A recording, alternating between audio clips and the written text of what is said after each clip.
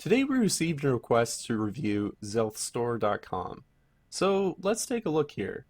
So right off the bat, we need a favicon up here, and at the bottom of the page, very easy to remove the Powered by Shopify. Since this is a paid theme by Debutify, it might be a little bit more tricky to remove that. You might have to ask somebody to do some custom coding. Since we're at the footer of your page, let's take a look at a couple different things. First off, you have a lot of the things that you need to have.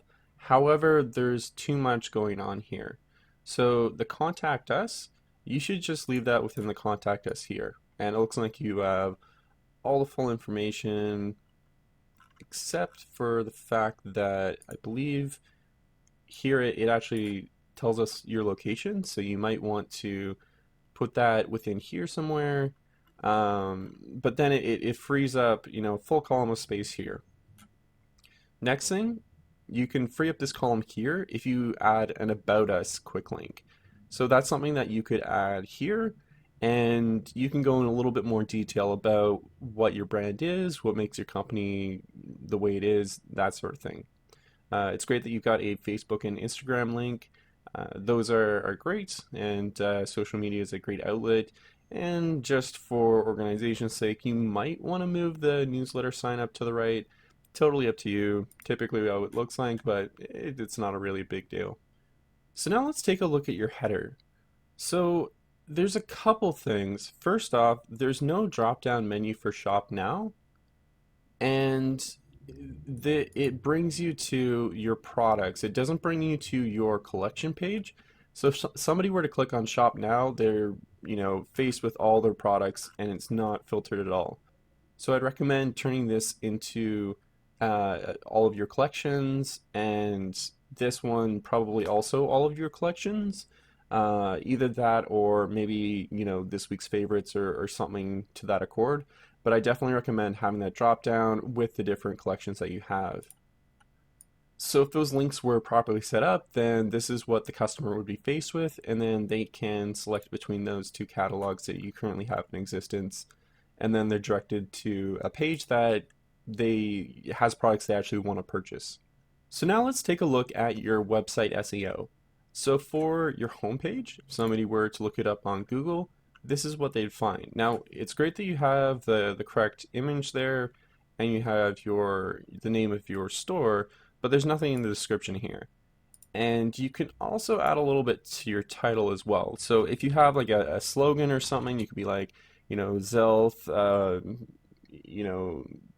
body care products for you or something to that effect. But very importantly, you do need to update the description. So three things I always say, keywords, length, and comprehension.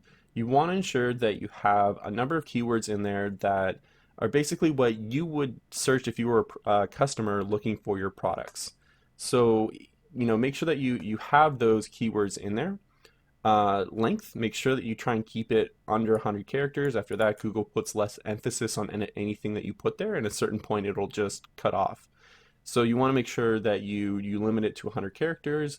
And the last thing, comprehension, it actually has to make sense to your average customer. So it can't just be a bunch of keywords side by side by side. So if we take a look at the SEO for one of your products, it's a similar situation. So we do have a great image there, which is awesome. And we do have a appropriate description, which is great, or appropriate title, I should say. But in the description, and then like Shopify automatically grabs your product description, or at least the start of it, and puts that in as your SEO. What you need to do for all of your products is from the back end of your Shopify store, go into the product, scroll to the bottom of the page, click Edit SEO, and update this so it has the same sort of constraints as I just talked about regarding your homepage. Now let's take a look at one of your products here. So let's take a look at the 40 heated pulse neck and back massager. So it's great that you have a good product image there and you can scroll through. This is great. It has all the stuff and it's not overwhelming. It's not taking up the entire page. So that being said, the description is very, very long.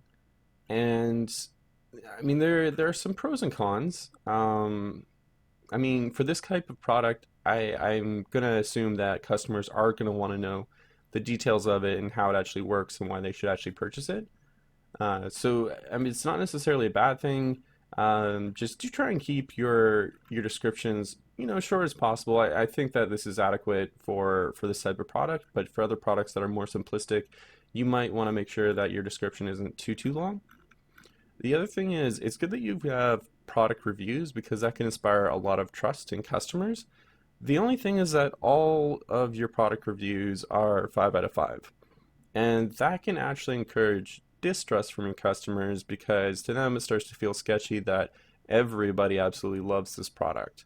It seems kind of weird that they'd all be like absolutely 100% satisfied with this completely. Going on to your blog, it's very great that you have one. Make sure that you continue to update that and start to get followers just so that that does encourage people to keep coming back to your site, especially when you start to add more products. It can definitely encourage brand loyalty. One thing I noticed is that the Facebook and Instagram links that you have here are actually dead links. They just go to the general page of Facebook and the general page of Instagram. You should definitely ensure that you have your own Facebook page, your own Instagram page, and potentially your own Pinterest page as well. And you can actually use those as sales channels. So on your Shopify store, if you go to the back end and go to sales channels, you can actually add those three in as different sales channels that you can use that are already connected through Shopify. So that can be very good, except especially for Pinterest and Instagram with the type of products that you're going for, you can sell them directly through there. So there you go. That's my review of zealthstore.com. I hope that helps, and yeah, catch you next time.